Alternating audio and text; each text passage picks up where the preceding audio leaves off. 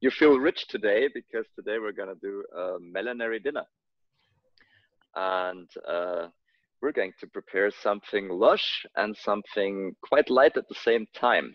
Something that's truly luxurious, I guess. A moment of little light. Okay, well, this is just for show, I guess, but I sure hope that you appreciate that today is going to be a special day. Nice. Okay. So today we're gonna make a meal with melons. Now, melons are something that I learned quite a bit in my raw vegan journey the last 2.5 years, and one of the things is that I started picking much nicer melons over the last months because I was told what to look for. So when I was in Denmark at the Fresh Fruit Festival there in Copenhagen, there was this one lecture and where we learned lots of little details on where to look for if a fruit is ripe or not. And one of the things, especially with watermelons and with Peel de Sapo, is when it's got a nice yellow spot. You see that? A nice yellow prominent spot with a strong yellow color and with a strong change of color once the spot is finished. Basically, this is where the melon is lying on the floor.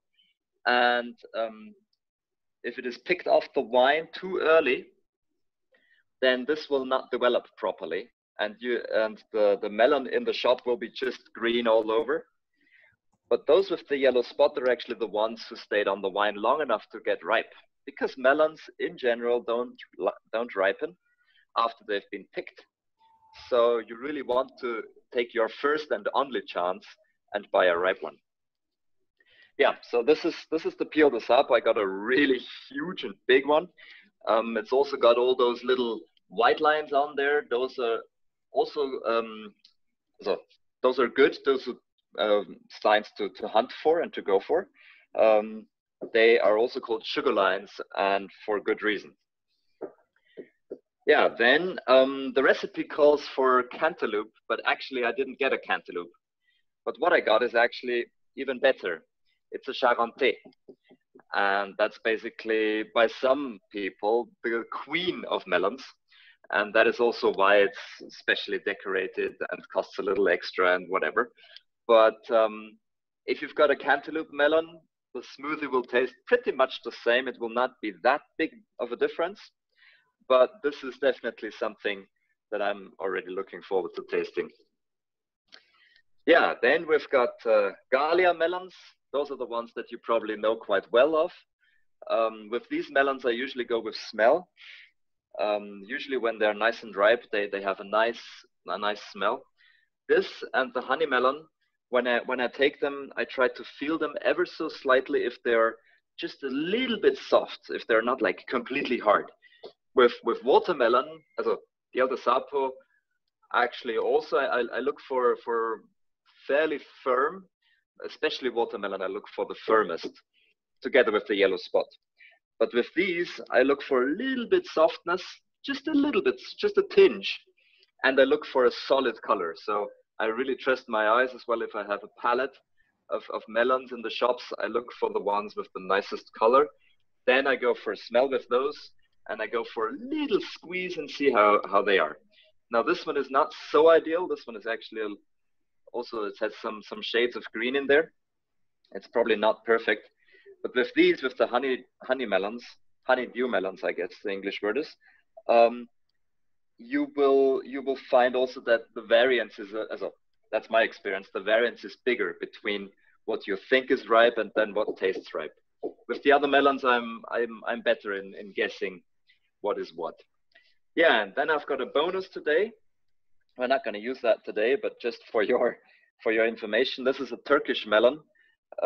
Actually, I looked up the Turkish name before starting the show, but I forgot already. It's a Turkish name, but it goes under the name of Turkish melon quite a bit. And this is similar to Peel de Sapo. So sometimes you can find those and not the Peel de Sapo, and that'll work out just fine. Okay, so for the first dish, we're gonna take the cantaloupe or Charentais melon. And we're going to take the honeydew melon. So those two melons, cut them open, take out the seeds.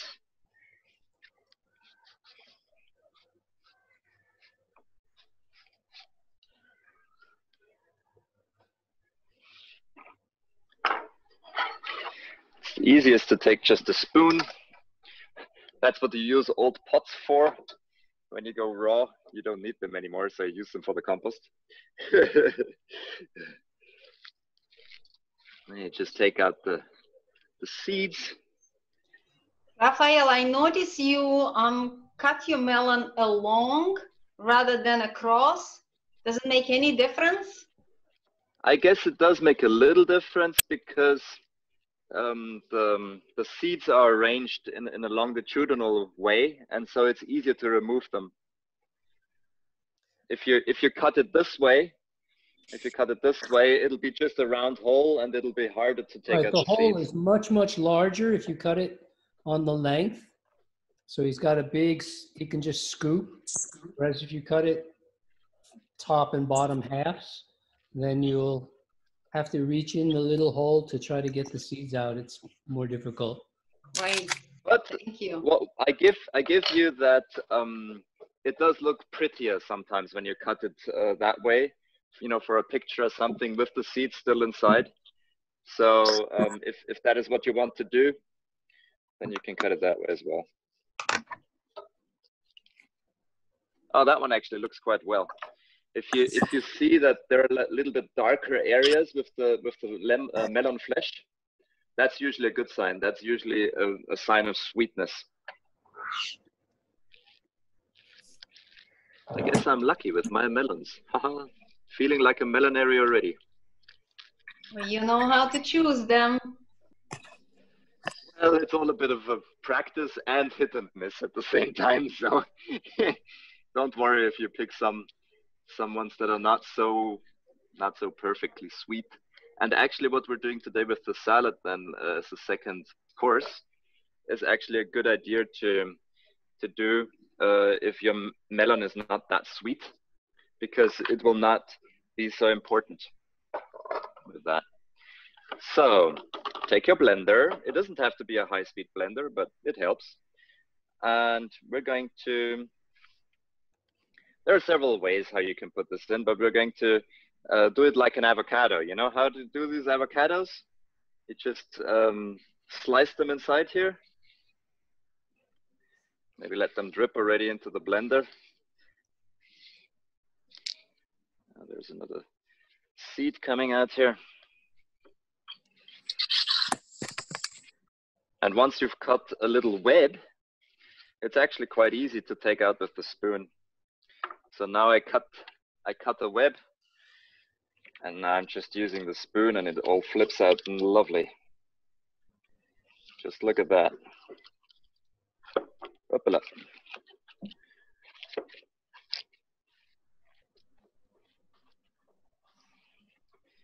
So there we go. Actually, I thought I'd do just half first.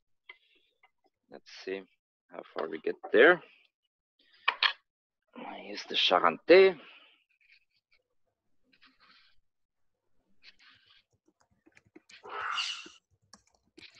Larissa, did you get the same varieties in America, or did you have to compensate with another melon variety? I got really good honeydews, and I got orange flesh, whatever it is. But I couldn't find the Christmas melon, which I love. And they had that in the beginning of the season, of the summer, but not last couple of weeks. I was watching and I didn't see them. Okay. They are my favorite. The honey, the Christmas melons. Oh, I love them. Everywhere I travel, I go to Whole Foods and I buy them. Like, Christmas melons. Okay, I don't know those. I'll have to. Oh, okay. Yeah, I guess you never stop learning with fruits. You know, once you dig yourself a little bit into them, you see, oh, okay, there's this variety, and oh, okay, there's that variety. Well, before I did think about all these fruits so much, I would just think of maybe top of my head, you know, watermelon and honey melon, and that was pretty much it. Yeah. So the third ingredient of the smoothie that we're gonna do is mint. Now I'm in the privilege here of being on my own little mini garden, so I can just move over here and pick, you know. So I've got some fresh mint there, and some more here.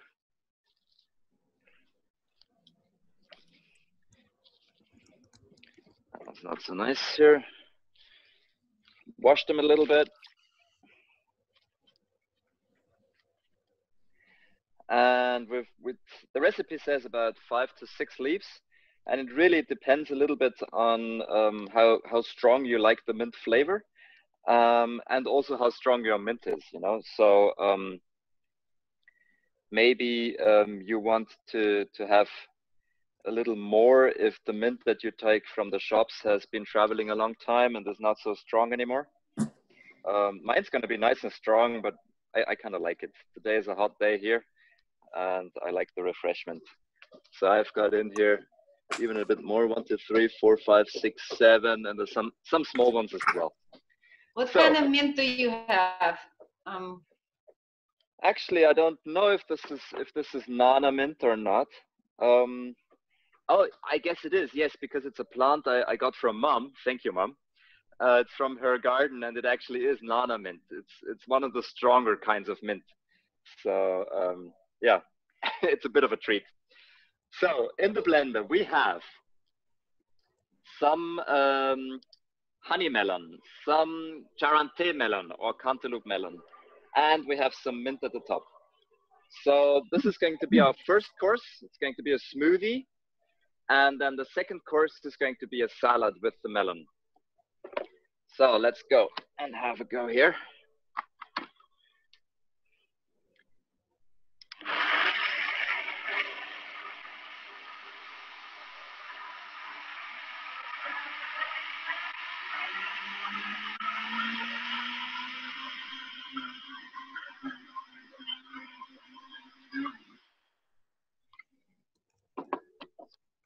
Now, if you put the melons in the fridge before you do this, as I did, you're gonna have this nice cold smoothie. And the cool thing about the melons is that they foam a bit, you know. So it has this kind of soft, fluffy kind of feel that actually works quite well with the hot day today. And just take a nice little glass, whatever you have, and pour it all right in. Just look at that. Isn't that lovely? Oh, this is so good, Raphael. Thank you. You already tasted it?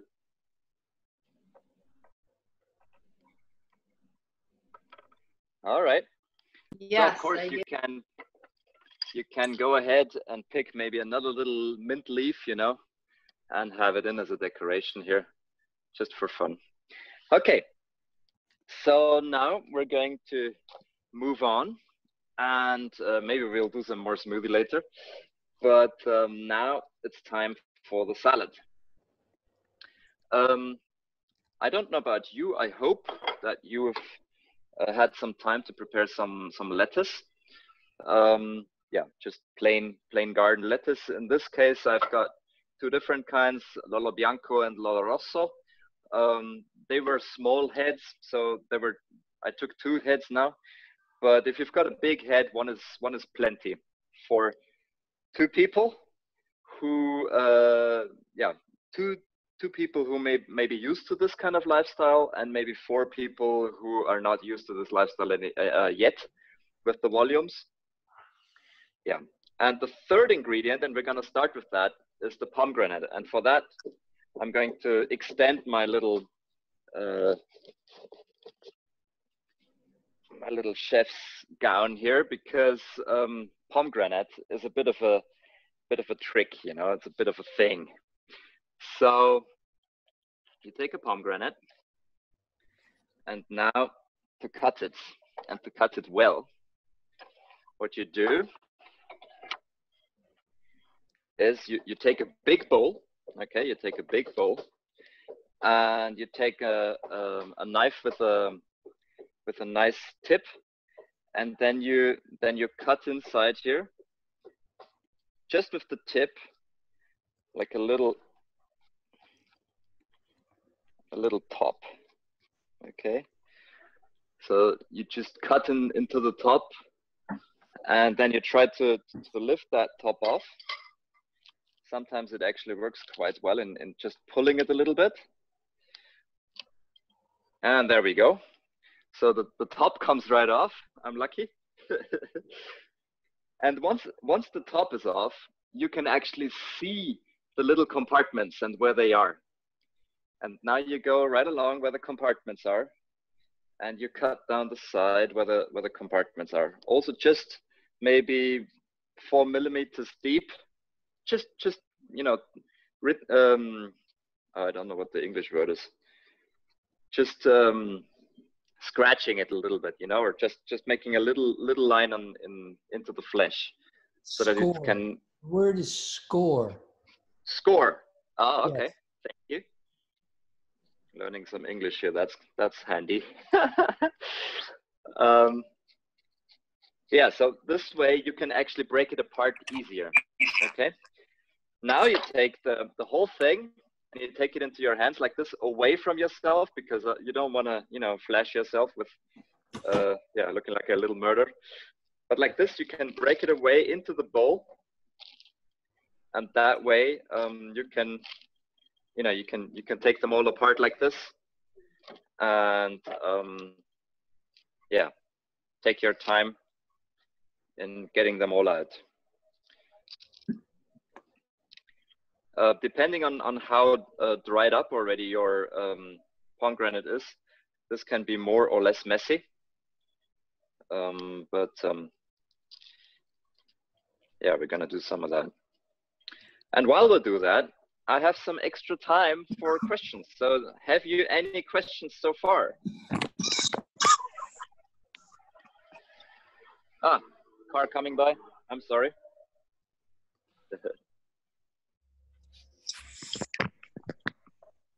Did you ever try to eat a whole melon dinner before, or a whole melon meal before? Any of the participants?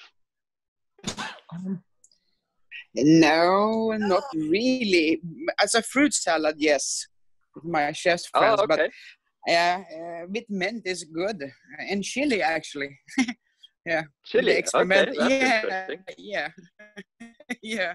And watermelon, I like to eat as it is for a better digestion and not get dehydrated. And with seeds, I choose the seeds because they're super healthy and fibers and stuff. So I'm a not fruitarian, but I love the fruits, and I like where you are outdoors. It's so beautiful. Oh, yeah, thank God the weather works as well. It's just awesome today. I really enjoy giving that show today. It's just extra fun that I did. What part of Germany are you? I'm Swedish, by the way. So. Oh, Hade. In Mexico. Ah, nice. Yeah, I'm learning the fruits and everything. Is like, wow, coyote. Oh, I envy hair. you, yeah. Yeah, so it's learning. I never see many kinds of fruit. It's like random experience, but no failure still. Okay, cool. Yeah, this is Bavaria, so the southern part of Germany, and we're just 1 hour north of Munich. So if you go on the motorway here, within 1 hour, you're in Munich, one of the most sought after towns actually in the south here. Yeah, I pick up my first smart car I imported to Sweden, south of Munich. Ah, yeah, it's a beautiful nice. area. Yeah. Yeah, as soon as you pass Munich, you can see the mountains, and you're all like, "Whoa, this is nice." But we can't see them from here, sadly. So, how is your pomegranate going on? It sure does take time, doesn't it? Time is good. Just love. I love watching you too there. It's very peaceful. And I've only had cantaloupe with cinnamon as a soup. So I'm excited. Ah, that's nice. Yeah, I can imagine that. It's nice. I mean, Really simple. cinnamon is quite a nice thing, especially come winter. I'm going to use that more and more with my banana smoothies and with maybe some banana ice cream as well, and that kind of stuff. Yeah.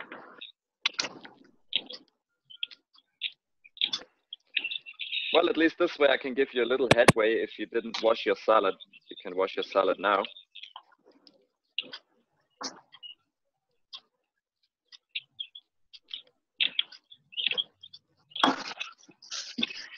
All right. I guess I'm gonna stop after half to not bore you any longer with my pomegranate, and then keep continuing on with the piel de sapo.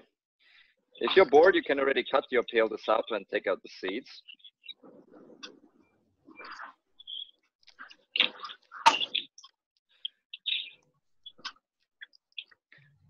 This morning, sorry, yes, you, there a question? Nah, it's not a question. It's just I love that I become vegan. Yes, I wish I was becoming it earlier. I went to Hippocrates in Florida 2014 and totally changed my life. I think hospital will actually kill me if I didn't go. Oh, awesome. But I have the funny thing. Oh, it's so awesome. I actually color my blonde hair, natural gray blonde, with wild blueberry, making stripes with a toothbrush. And red beet too. It's natural. So I experiment a lot to use all fruits. And pomegranate, I must try actually to color the hair to get some nice lines. That might actually be a good idea, because it does work well in coloring my t-shirt, yeah. So once you've got that covered, you can go ahead and put the lettuce in. Okay, so we're gonna put the lettuce in.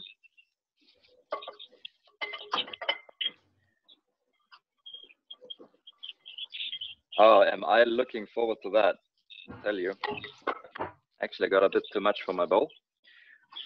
And then we're gonna pack this little lady here.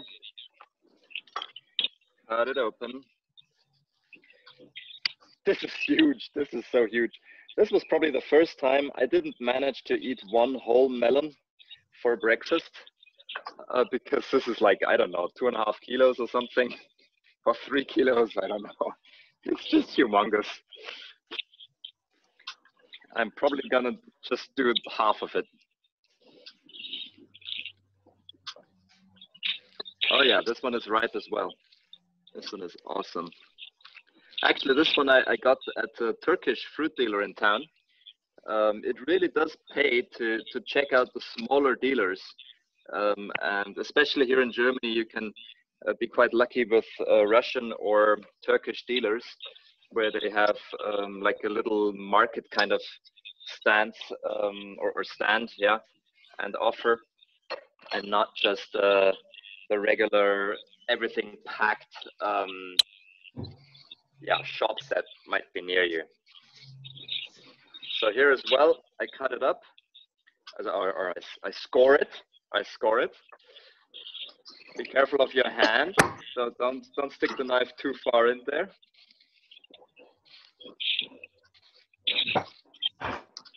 And you know, for a bit of style, I'm gonna do this diagonally now. I mean, if you want to present something, you can always go with a little bit of extra minutes in the kitchen to just make things beautiful, because the eye does actually help us eat as well, you know. Okay, and now dig it all just into your salad. So just use one half of the piel de sapo, don't use both. We will need the other half, at least if you've got a big one like that, maybe even less, for the sauce. Raphael, what's the size of your pieces in inches? Oh, well, it basically is the size of the mouths of those who are going to eat it. I guess my mouth is pretty large. I talk a lot. So my pieces are maybe a little bit bigger than yours.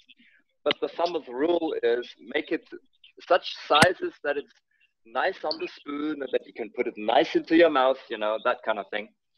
But other than that, I mean, whatever your fancy is, you know, if you want to do round things, you can also do round things. Just take a little spoon and go chop away at your melon. It will take some extra time though, be warned. I'm a bit more pragmatical, I guess. I'm just gonna, yeah, take large chunks here. I do have a question because you make recipe and I'm not good. I improvise. I read the recipe and then I do something else. But in the States, I have friends, they do recipe, I follow recipe. And I'm Swedish. This about between inch, centiliter, milliliter, pound, messing up. How do you work with the difference of milliliter, centiliter, and it's just a curious question I have for many people. It's, for me, not simple. Well, I guess I work with milliliter, yeah. But basically, when you do more of the raw varieties of meals, you will find that because the ingredients change a little bit as well, with how they taste, how sweet they are, how ripe they are. You might want to actually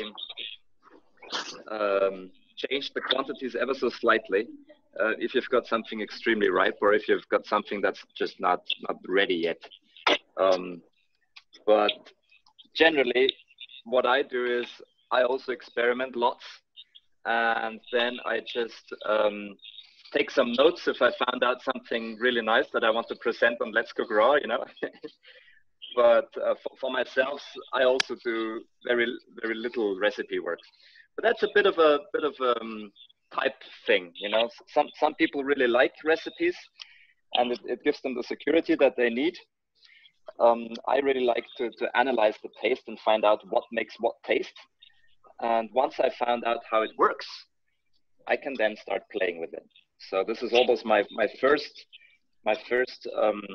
objective is to find out why does it taste, what does it make, what makes it taste well in the core, and what is just decoration on top of that, you know. And so the core of this meal actually is the combination of melon and onion. And this is a very interesting combination because yeah, usually we would not think of combining those things. And you might not want to combine too much onion with it. So what I took is a very thin spring onion. And of course, cut off the not so nice bits.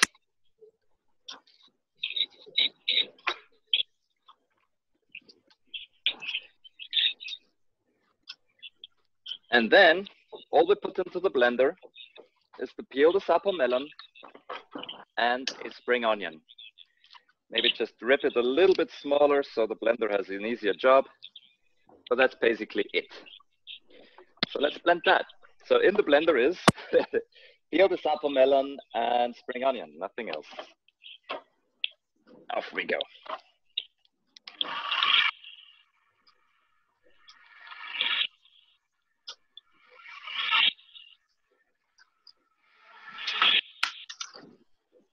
And that'll do it.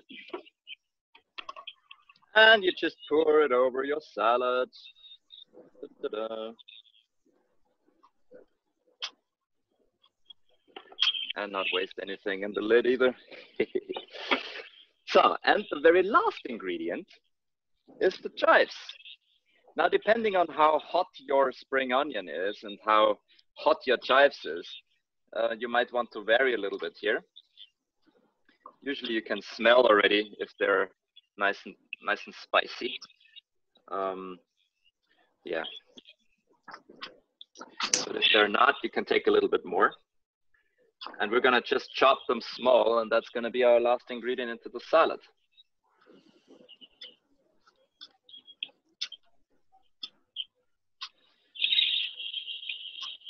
So yeah, my chives are a little a little dried already, so I'm picking out some dried tips.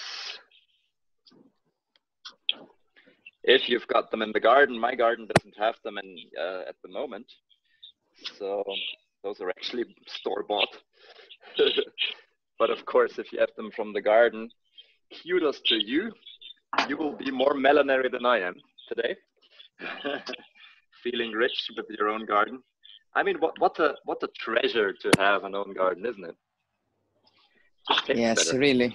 And this is meditation, picking the ingredients and do it and carefully wash them, rinse them, and put everything together. It's calming. It truly is. It truly is. And it does make fun to just see the food developing, you know, and smell the smells and everything. Yeah. So, I mean, this has been repeated numerous times. Knife skills. Knife skill, the first basic of knife skill is don't cut yourself, okay? Because we're vegans, right? And we don't want any meat in there.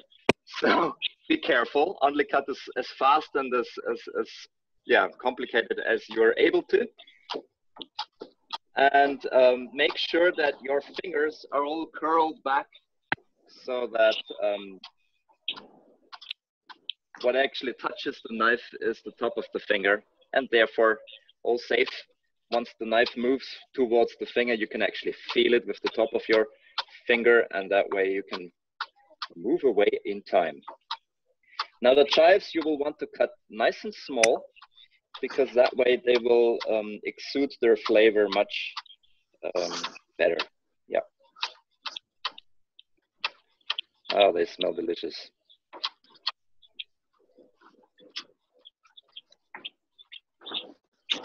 I have one more question, because I educate in fermentation of kvass and sauerkraut and why eat probiotic, prebiotic, and all this stuff.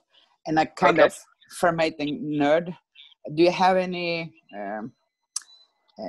making sauerkraut and blending into food to get probiotic naturally? I mean, Germany is big on sauerkraut. Just what your feeling is about fermentation. That is true that Germany is big on sauerkraut and a couple of other fermented foods as well, yes. But personally, I usually prepare I usually prefer the tastes in its raw state by now. But when I was transitioning from vegan foods before, I did miss the taste of sauerkraut sometimes. So sometimes I just bought myself a raw sauerkraut. But it more of an exception. So maybe, I don't know. How you mean about raw? 4 times. Raw sauerkraut? I mean, everything is raw when I fermented. How you mean? Sorry, I don't understand. Yeah. Whatever you do at home, you have control over. But if you go buy the sauerkraut in the shops, you can have raw and not raw versions of sauerkraut. Ah, pasteurized or something, you mean? Yes. They killed it. Yeah, they killed it.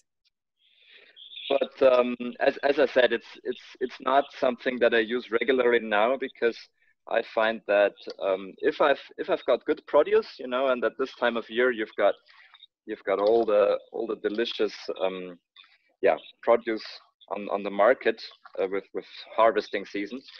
I don't really use any fermented stuff.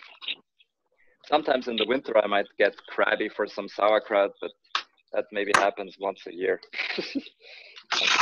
And usually at those times when I don't have enough other good ripe fruit in my kitchen, you know, in my house, that's when it starts to get interesting with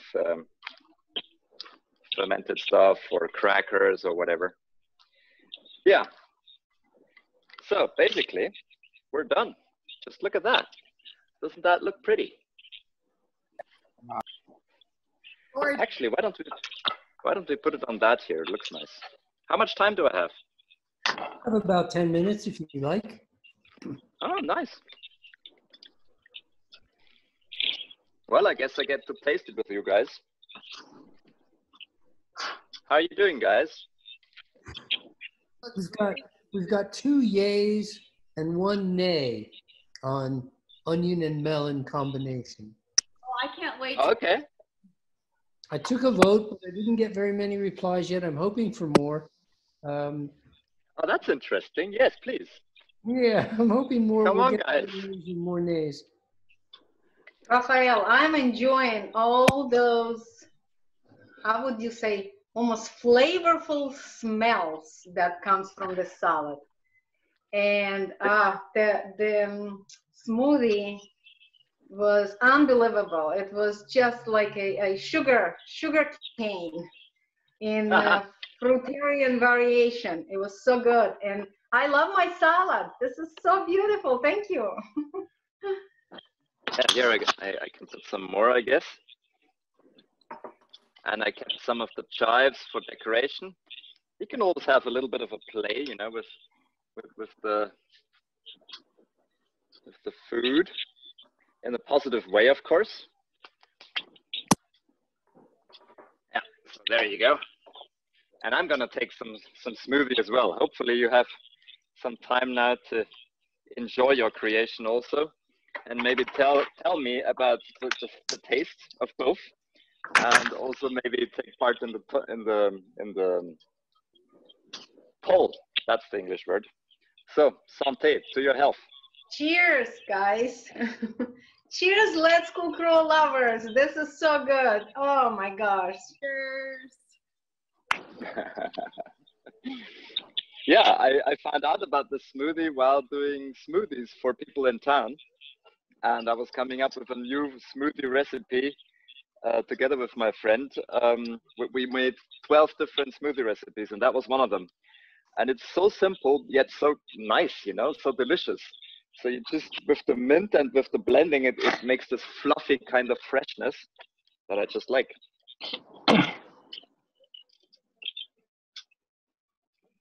And that's also another good idea.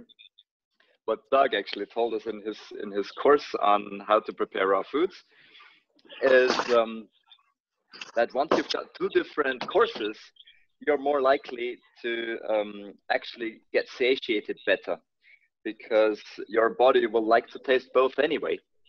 And so once you already got a smoothie into your stomach can already start digesting, and especially also your saliva can start putting energy into your system, and you will feel less hungry quicker. So I hope you like your smoothie. Can I ask a question? Sure. Are all your ingredients raw? Yes, they are. Absolutely. What makes you ask? Oh, that was quick. Was there more to the question, or was that it? I guess that was it. I'm just curious. I've been eating raw. I'm in Denmark. I've been eating raw now for 3.5 years, and I don't know anybody else who is eating raw food. Oh, what a pity. What? I know, it's Oh. crazy. Scandinavian is after, I don't know, Berlin is high, Germany is high. I know your feeling. I'm Swedish. Well, I don't know if it's that. Let me tell you a little story, okay? I was at a hygiene conference, a health conference in 1993, the British Natural Health Society, and a woman came up to me and said, "I am the only raw foodist in Holland. I'm so glad to meet other raw foodists at this festival because I'm the only one from Holland." And I said, "Oh, that's odd because I know 6 or 7 raw foodists from Holland that I can put you in touch with." Well, over the years, I met 2 other people from Holland, and both of them started out by telling me that they were the only raw foodist in Holland. So yes. I know now. I know, I know there are other raw foodies in Denmark, but it's just that I don't know anybody. And, right. And people are looking at me and they're saying, "Are you sure you are getting enough protein? Yeah. Are you sure you are getting in, you must miss something in your diet." And said, "No, I don't. I've never felt better. I go kayaking, I'm winter bathing, I'm doing great. My psoriasis is gone, and my arthritis is gone, and I've never done better in my whole life. One of I the, can I'm so agree thrilled to hear that. absolutely. I'm so thrilled to hear that. One of the chefs on our show, Louise Koch, is living in Denmark, I know. and she has helped to run and organize the Denmark Fruit Festival, which ran for 10 years. So if you would like her to, you want to reach out to her because she has lists knowledge of at least 100 raw fooders who are living in Denmark. And some of them must be near you, especially if you're in the city. So I'm not in the city. I'm living way out in the country, and I've just made a huge vegetable garden, and I'm doing melons, honey melons in our greenhouse, and people are saying, "Oh, this is a lot. How are you ever going to use all this?" And they say, "I am like a squirrel. I prepare for the winter." good girl. Well done, you. Well, here at Awesome. Raw, you have a lot of people that eating raw, cooking raw every weekend. So join us every Sunday and meet other people. And yes, we have thousands at this point. We try this type of eating and living. So welcome. Thank And you. Where yes, are you? I'm in Pennsylvania, and I thought I'm the only raw vegan here. Literally discovered cafes around me and people and potlucks and you name it. I know so many people in Pennsylvania who eat raw. I thought I was the only one.